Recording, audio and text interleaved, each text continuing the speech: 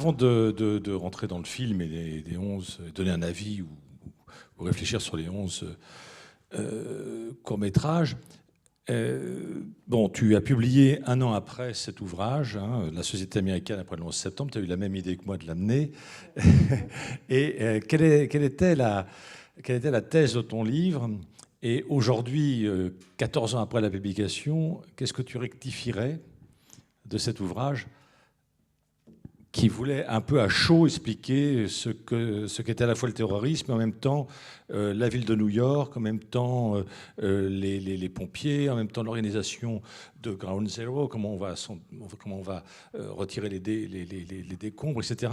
Et puis l'impact sur l'ensemble de la société. Le film indien, enfin de la réalisatrice indienne de Salam Bombay, enfin qui est une très grande réalisatrice indienne, est assez riche de sens par rapport à cette question que je te pose d'emblée. Est-ce que ça marche? C'est bon, ça marche. Oui.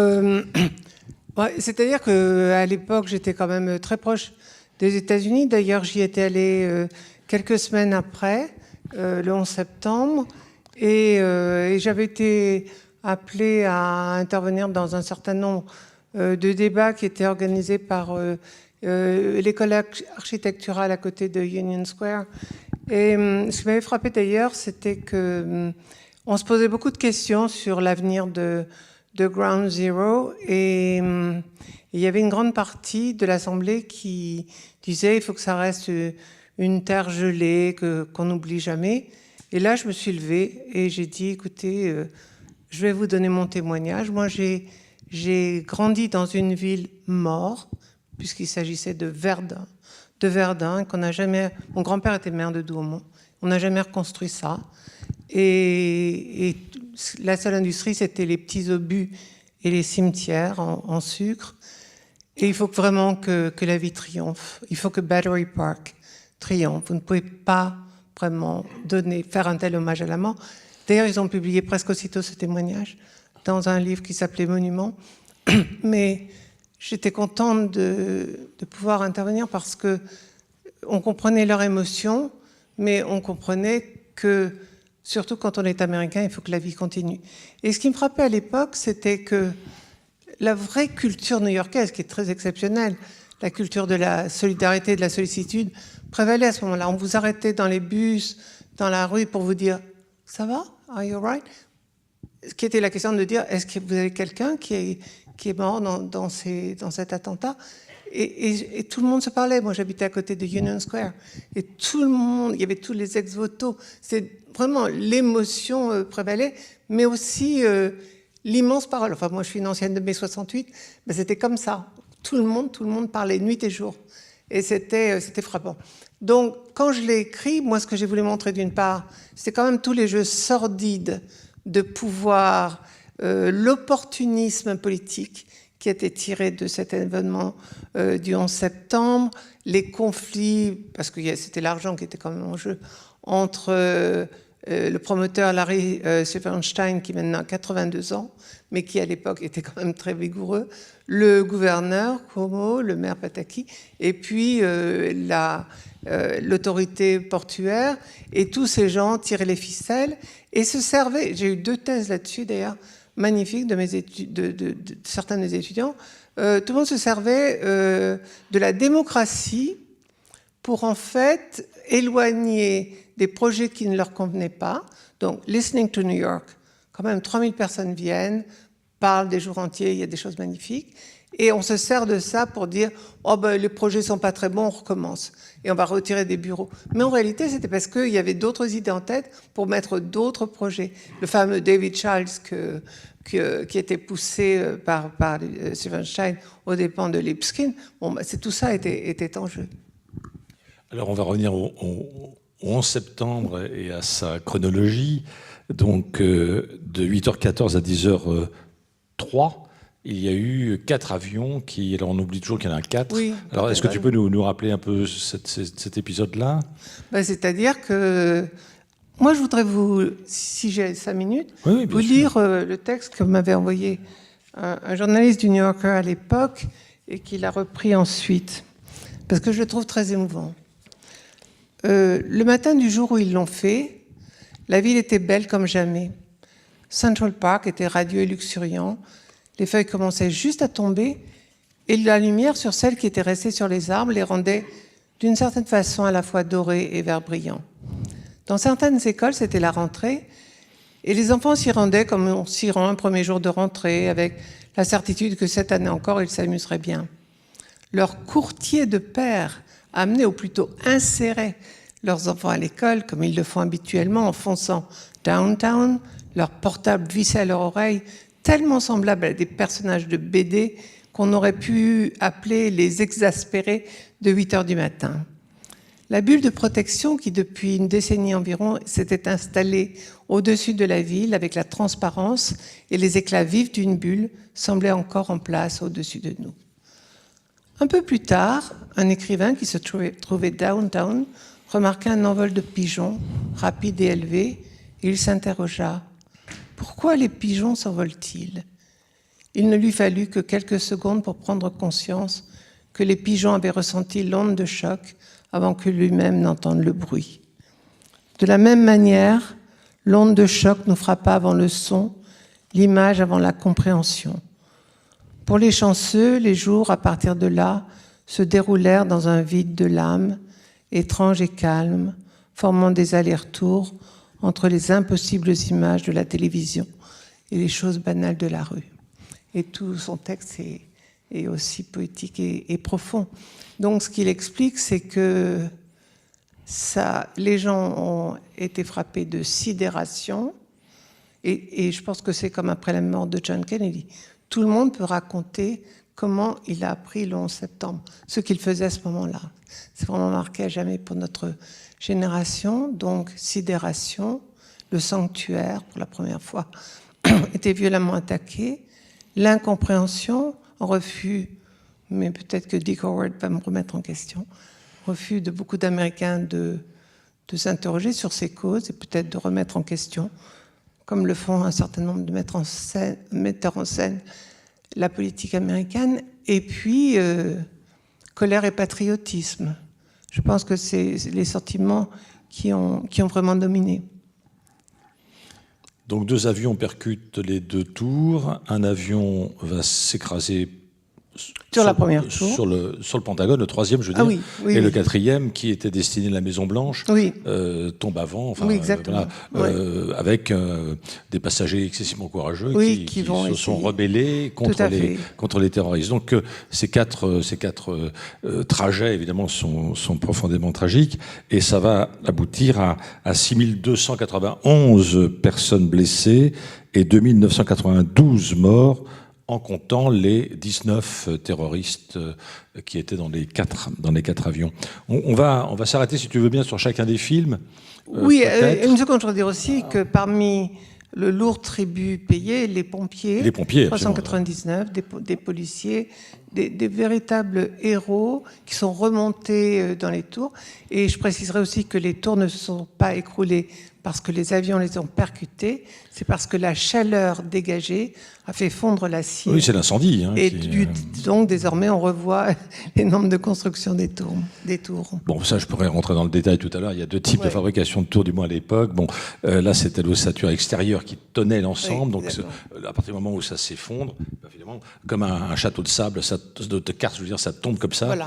Tandis que dans le système constructif en béton, comme à la Défense, par exemple, où on a un arbre central avec des gaines, et là, évidemment, la résistance au feu est un petit peu meilleure. Bon, mais après, il y a la question de la résistance au choc, ce qui est encore autre chose, évidemment. Donc, ne rentrons pas dans ce détail. On va le voir avec les films, parce qu'ils sont tous tout à fait éloquents. L'idée est excellente, je trouve, d'avoir demandé à 11, mais on aurait peut-être voulu même en avoir plus pour avoir vraiment une impression vraiment mondiale de cet épisode tragique. Ça commence par un film iranien. Alors, c'est une réalisatrice iranienne qui est très très connue pour avoir fait ce film qui s'appelle Le Tableau Noir en 2000, donc 2 ans avant. Et puis par la suite, elle va faire À 5 heures de l'après-midi, qui est un très très grand film iranien. Donc là, cette jeune femme née en 1980 tourne dans un camp de réfugiés afghans Afghans. Donc c'est pas non plus par hasard, puisque Oui. Ben Laden va financer en partie, il n'est pas du tout afghan, mais il va financer en partie les talibans afghans. Et les États-Unis sont empêtrés dans cette guerre qui n'en finit pas et qui n'est toujours pas terminée. Donc comment tu perçois cet épisode où la maîtresse d'école, finalement, considère que elle est profondément bouleversée par ça, et elle trouve que c'est quelque chose qui va redistribuer les cartes politiques. Et les petits-enfants, ce sont des tout petits qui sont magnifiques et qui essaient d'inventer, pour répondre à la question, quel est l'événement qui vient de se passer. Et il y a la petite fille, quand même, c'est assez poignant, qui dit « Ma tante a été enterrée jusqu'au cou et puis maintenant elle est lapidée ». Bon, c'est quand même... Alors, et la maîtresse d'école dit « Non, un truc beaucoup plus important ». Alors que c'est déjà profondément tragique, quoi. Bon. Et il se trouve que je suis rentrée il y a 4 jours d'Iran et que justement, j'avais vu le film avant. Et j'ai regardé très intensément les tours, les tours d'usine et les minarets. Je me suis mis dans la peau de ces petits-enfants. Et même le mot gratte-ciel, ça devait être si compliqué pour eux. Et le pire malheur étant de tomber dans un puits. Dans un puits, ça devait être encore beaucoup plus difficile d'imaginer cela. Non, je trouve que c'est un tour de force de faire passer ces messages. Et surtout, je pense que tous ces films ont un point commun qui est de nous dire que dans tous les cas, le local prévaut. C'est-à-dire que le local, le global, mais le local prévaut. Et le film de Sean Penn avec cet homme qui parle à sa femme, qui se rend compte de rien, la sourde-muette qui se rend compte de rien. Chaque fois, c'est le local. Et je pense que quand nous parlons du 11 septembre, on se souvient, nous aussi, de quelle manière nous l'avons ressenti. C'est-à-dire que là, je pense que c'était pas du tout voulu, parce que c'est pas concerté. Je veux dire, il n'a pas fait une réunion, le producteur n'a pas réuni les 11 réalisateurs, comme on pourrait dire, faire un brainstorming. Alors tu vas raconter quoi? Bon, ça c'est une bonne idée, moi je vais plutôt donner tel aspect. Pas du tout. En fait, mais cette collection un peu aléatoire finalement, il y a un fil est excessivement riche, hein, c'est fantastique. Hein. Parlons dans le désordre peut-être. Lequel est ton pas préféré, mais celui que tu trouves, pour la deuxième fois que tu vois le film, peut-être le plus fort, ou qui te parle le plus? Personnellement, je viens de te le dire, j'ai beaucoup, mais pour des raisons très personnelles, j'ai beaucoup apprécié le film iranien. Et d'ailleurs, c'est peut-être pas anodin qu'on l'ait mis en premier, parce que c'était quand même très loin, et elle arrive quand même à faire passer 7 minutes de silence, et c'est tellement fort de leur avoir montré cette tour pour ceux qui se représentent de ce que c'était. Et qu'est-ce qu'il y avait alors, il y en a, mais vous allez peut-être me dire le contraire, avec lesquels j'ai pas bien accroché. Le Mexique, j'ai pas bien accroché avec ce bourdonnement de voix et puis des éclairs de corps qui tombent et puis une pensée sur Dieu à la fin. Ça m'est resté un petit peu. Moi, c'est mon préféré, toi. Ah, c'est intéressant. Mais tu es philosophe. Alors, le philosophe a trouvé ça. Peut-être parce qu'Inarritu, évidemment, a fait Amour chienne, et il a fait Babel, il a fait Beautiful. Donc, c'est des films tellement extraordinaires. Mais je l'ai trouvé. La première fois que j'ai vu le film, j'ai actionné ma manette parce que je me suis dit, il y a un truc qui est bloqué. Et évidemment, j'ai bien compris que c'était au contraire le jeu de cette émotion terrible. En fait, on ne sait pas ce qui se passe, donc on a des bruits confus qui viennent de l'extérieur. Et puis lui, il a choisi qu'une seule chose, c'est les gens qui sautent. Oui. C'est exclusivement ça. Donc sauf à un moment donné, quand la musique, qui est magnifique, prend de l'ampleur, et là on voit l'écroulement des tours. Oui. Moi, j'ai trouvé personnellement que c'était un moment assez fort. Évidemment, ce n'est pas gonflé. Du tout...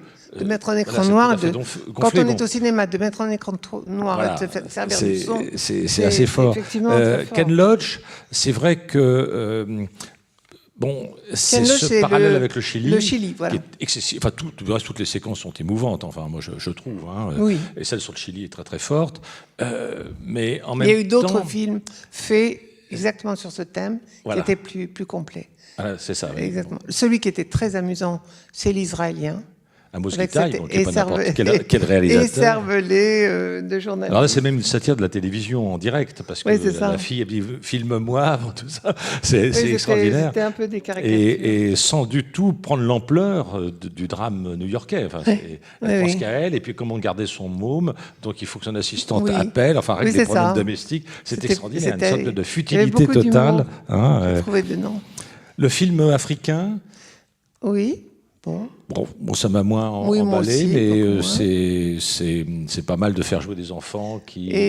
Oui. Bon, celui qui m'a bien intéressé, c'est le film indien sur cette mère du héros finalement, mais qui a été pris comme un terroriste. Et ça montre bien toute l'horreur du regard trop rapide des gens et comme ils sont prompts à rejeter. Finalement, ça c'était très très fort. Et ce qui est resté aussi, mais j'aimerais bien voir l'avis de la salle peut-être, celui qui reste un peu opaque, c'est le film japonais. Je n'ai pas bien vu le lien avec le 11 septembre, personnellement.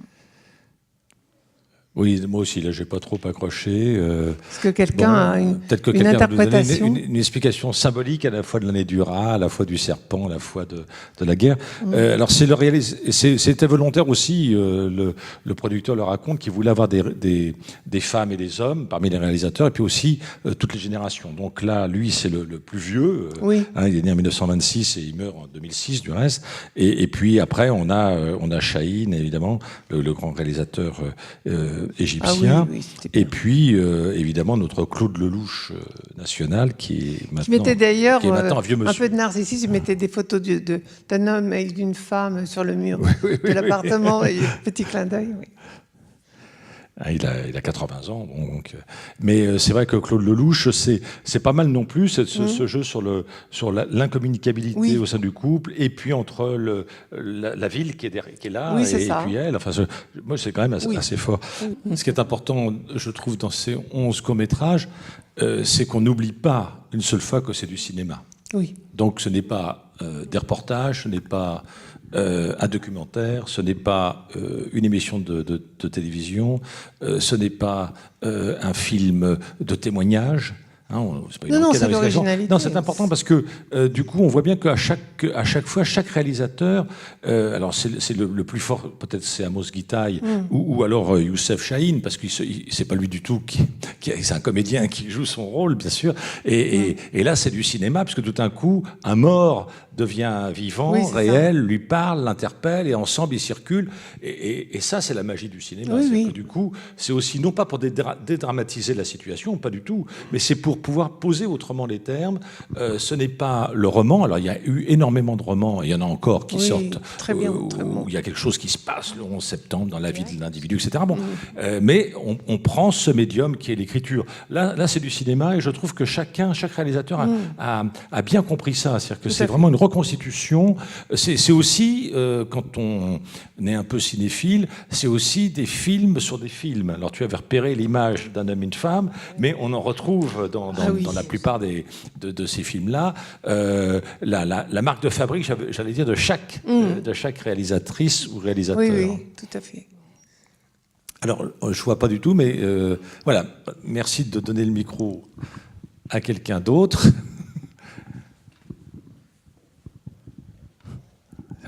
Je voudrais savoir ce que devient le Ground Zero maintenant.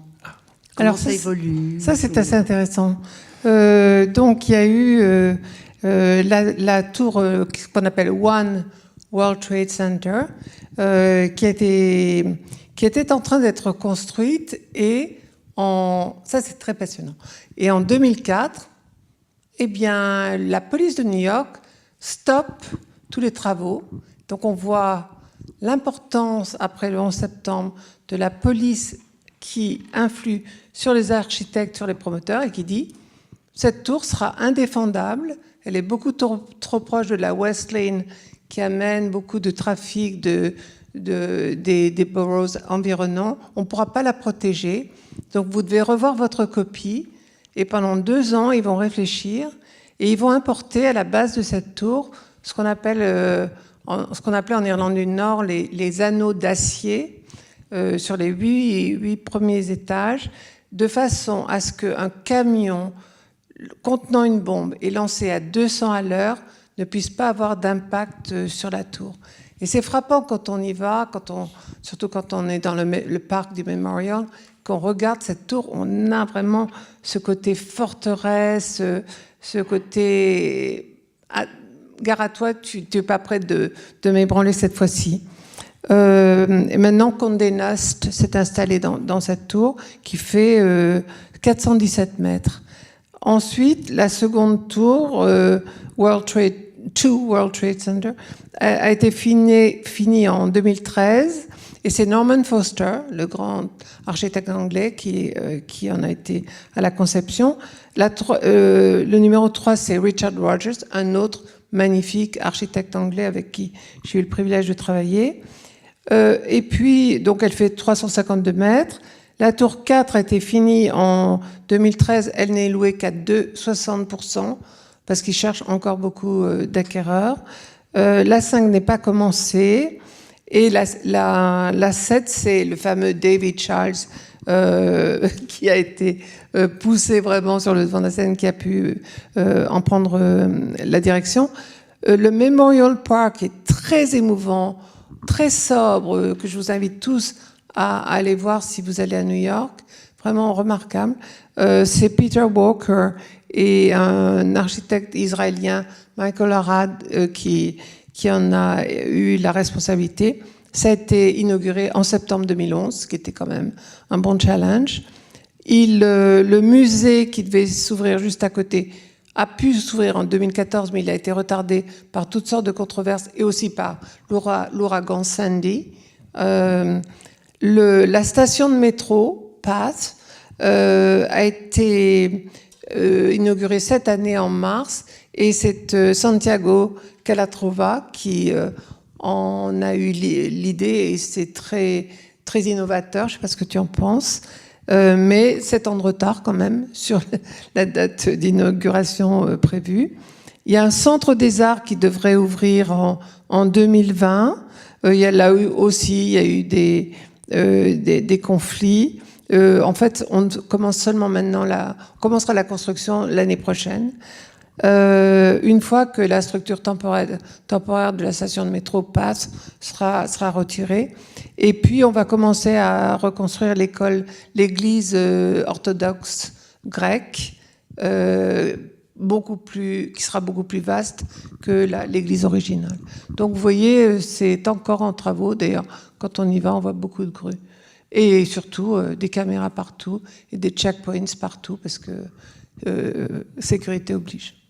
Donc ça veut dire qu'il y a plusieurs tours qui sont déjà construites. Oui, mais ils cherchent bien à les remplir, c'est pas évident. Non, bien sûr. Oui. Des commerces, des logements et des bureaux. Oui, exactement, tout à fait. Il y aura aussi, c'est d'autres sociétés qui en sont responsables, des commerces et des logements, mais on ne retrouvera jamais le quartier original qui avait précédé la construction des tours jumelles. C'était un quartier populaire, dense, avec des rues tortueuses. Ça, c'est du passé. Alors, il y a, évidemment, on a plein d'anecdotes à raconter, on en connaît plein, bien sûr, mais ces 2 tours, le World Trade Center, n'arrivaient pas non plus à trouver preneur. Pendant longtemps. Et comme vous le savez, c'est parce que ça a été une décision du gouverneur, de Rockefeller, du gouverneur et non pas du maire. Donc déjà, c'était un conflit. Oui. Et du coup, comme toujours, même en France ou ailleurs, quand on n'arrive pas à remplir, on oblige une société d'État ou para-étatique à y aller. Donc l'Arche de la Défense, on n'arrivait pas à le louer, on dit on va mettre un ministère, bon, etc. Oui, Eh bien, pour les 2 tours, on avait mis l'autorité portuaire de New York. Oui, c'est ça. Hein, et moi, j'ai une anecdote d'une amie que Brigitte et Dick connaissent aussi, qui est Rosemary Wackman, que tu connais. Bon, son mari a des hautes responsabilités à l'autorité portuaire, et pour la première fois de sa vie, peut-être, son réveil ne sonne pas. Et donc, il réveille évidemment en sursaut, il est en retard, ça se fait pas, c'est pas dans son habitude. Il prend pas sa voiture, il se précipite dans les transports en commun et évidemment, il arrive vers 10h du matin et il est bloqué, il peut pas sortir du tout. Et alors là, c'est pour montrer l'ampleur du traumatisme, parce que il a perdu absolument tout son staff, ses assistantes, ses collègues, ses carnets d'adresses, enfin tout ce qu'on peut imaginer, enfin tout ce qu'on n'imagine pas, parce qu'on pense que c'est c'est simplement l'écroulement d'une tour. Et comme tu l'as dit, pour se reconstruire, c'est des années, des années. Je ne lui en parle pas chaque fois que je le vois, mais je pense qu'il doit cauchemardiser encore.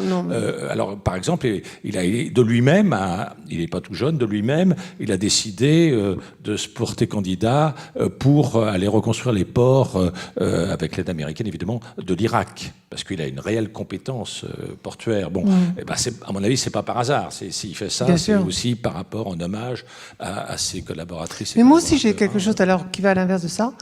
3 ans après, avec mon groupe de la London School of Economics, on fait une immense, c'est 2005, on fait une immense conférence à New York. Il y a eu entre 60 et 70 orateurs très prestigieux. Et à ma très grande surprise, pas un mot sur le 11 septembre. Tout le mot d'ordre, ça a été « New York is back ». Ça y est, la ville est revenue dans toute sa puissance. Et je peux le dire puisque c'est quand même un ami, mais Rem Koolhaas a le culot de dire « Mais pourquoi vous vous intéressez à des villes totalement dépassées comme New York? Intéressez-vous à Lagos et aux autres villes africaines. C'est là où est l'avenir et pas des villes comme ça. » Mais cette phase, ça, je le dis à la fin de mon livre, cette négation du passé et toujours l'avenir, on se projette dans l'avenir, il faut aller de l'avant, c'est quand même très, très symptomatique de New York. Est-ce que ça n'a pas non plus provoqué quelque chose qui est évidemment totalement inattendu, qui est la valorisation de ce qu'on peut appeler le modèle de la Silicon Valley contre le modèle du gratte-ciel et de la forte concentration des cols blancs, enfin des cadres. Tu m'avais raconté, mais pas en 2002, mais quelques années après, que les sociétés qui avaient leurs sièges sociaux dans ces 2 tours avaient dû finalement trouver un peu comme ça, pour continuer leur activité, ils avaient trouvé des bâtiments beaucoup plus bas, un peu éparpillés dans la forêt du New Jersey, de l'autre côté de New York. Et puis c'était tellement moins cher. Voilà. Et les salariés ne voulaient plus revenir dans une tour. Exactement. Et en plus, il y avait toujours la rivalité entre Midtown et Downtown. Et c'était un prétexte formidable pour aller plutôt à Midtown. Et elle ne laissait que le siège social là. Et tous les autres bureaux, elle les exportait là où c'était moins cher. Oui, bien sûr. Mais les choses changent maintenant. Pas seulement moins cher, je parlais pour les gens eux-mêmes. Peut-être l'appréhension d'être dans une tour, c'est-à-dire un lieu évidemment qui peut être attaqué. Oui, mais c'est Thierry Pacaud qui parle, et comme vous savez, il déteste les tours, donc il est ravi de dire. Non, mais attends, je ne vais pas me réjouir non plus de ce qui s'est passé. Non, mais je ne peux pas dire ce que je n'ai pas dit. Tu dis qu'il déteste travailler dans les tours. Peut-être pas tous exclusivement. Il y en a qui travaillent dans les tours avec bonheur. Oui. Oui, donc bonsoir. Pour moi, tous les courts-métrages, finalement, il y en a beaucoup qui ont un point de vue assez distancié par rapport aux attentats eux-mêmes. Et pour moi, ce qui s'est assez révélé, c'est finalement l'histoire que les différents peuples ont avec les Américains. Donc, par exemple, les Chiliens, les Japonais. Et pour moi, ça révèle aussi l'imaginaire qu'on a par rapport aux Américains. C'est un pays qu'on déteste et qu'on aime en même temps. Et donc après les attentats, où justement il y a eu ce qu'on pourrait dire, voilà, de la sympathie, de l'empathie, une sorte d'amour finalement pour le peuple américain. Mais il y a aussi, ce qui est paradoxal, c'est que les Américains aussi avaient énormément de colère. Et je voudrais savoir finalement qu'est-ce qu'il en est en fait après que justement il y a eu cet attentat et que après les États-Unis ont fait une guerre qui n'a pas été souvent, qui s'est révélée pas très légitime finalement en Irak.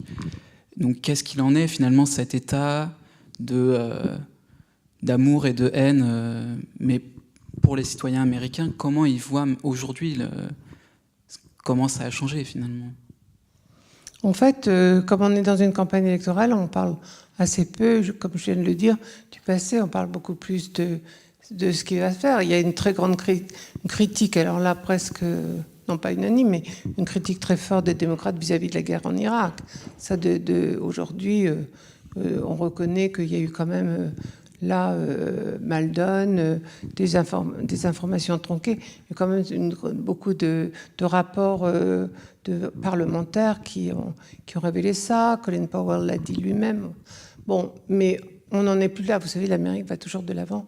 Donc on n'est plus en train de réfléchir tellement à ce qui a été les erreurs de l'époque, et plutôt à qu'est-ce qui va se passer, la place de l'Amérique dans le monde, est-ce qu'elle était affaiblie? C'est la grande crainte. D'ailleurs, c'est assez intéressant pour moi parce qu'on voit en ce moment tout le renouveau des tensions raciales sur le devant de la scène, mais jusqu'à l'année dernière, où il y a 1 an et demi, on parlait surtout, on disait non, c'est moins les questions raciales que la place de l'Amérique dans le monde. Est-ce que l'Amérique va continuer à garder sa suprématie? C'est ce qui a inquiété les Américains dans un monde multipolaire. Et comme quelqu'un avait dit un jour, quand après la chute du mur de Berlin, ils avaient dit ça va être dur pour les Américains quand ils n'auront plus un ennemi facilement identifiable contre qui se battre. Hein. Et votre remarque est tout à fait juste, et elle me plaît beaucoup parce que c'est toujours un rapport ambigu, c'est-à-dire que c'est jamais simplement contre. Il y a, je crois, partout une espèce de fascination pour un idéal américain que chacun interprète comme il veut. Donc, alors on peut appeler ça la démocratie à l'américaine, melting pot, enfin tout ce. Et puis bon, en fermant les yeux sur des tas d'imperfections et de dysfonctionnements, mais on se dit bon bah c'est quand même pas si mal. Et de l'autre côté, c'est quand même cette énorme machine capable de réorienter les économies des peuples et puis de les. Alors là, le film de Ken Loach est remarquable parce que oui, ça c'est quelque chose qu'on connaît pas suffisamment, mais il donne le chiffre de 30 000 personnes assassinées, ce qui n'est pas rien. Moi, je fais le parallèle entre la Commune de Paris, d'une certaine façon, et le Chili, c'est-à-dire que ça a supprimé toute la force vive, non pas intellectuelle au sens des universitaires, mais intellectuelle au sens des syndicalistes, des militants. Donc c'est un pays qui... Il y a eu une étude rétrospective qui montre que le Chili, après 73, a un taux d'analphabétisation qui croît. C'est-à-dire que c'est un pays qui se déscolarise, un pays qui se déculturalise. Et puis, il y a cette espèce de chape fasciste, enfin de Pinochet, avec une seule culture organisée, marquée par aussi l'Église, il ne faut pas non plus l'oublier. Et là, on a quelque chose, du reste, on le voit dans la culture chilienne, qui renaît tout ça. Et le film est très beau, et la chanson espagnole, parce qu'il montre à quel point c'est par la musique, et c'est par la chanson et la poésie que ce peuple et cette culture se reconstituent aujourd'hui. Tout à fait. Oui, tout à fait. Beaucoup plus que par le cinéma, par exemple. Donc, un an, juste après, Jean-Marie Colombani écrit « Nous sommes tous Américains ». Puis un an après, c'est « Nous ne sommes peut-être pas tous Américains ».